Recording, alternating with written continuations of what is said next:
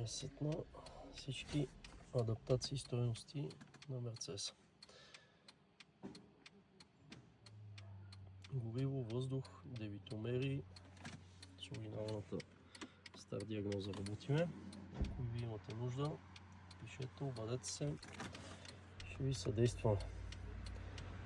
Също така и въздушните филтри, като се сменят, или дебитомерите на 350, 320 CDI, 300 CDI, 280 CDI трябва да се обучат. Ето.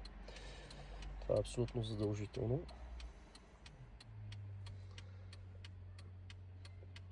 За да може тази кола да работи и да върви адекватно.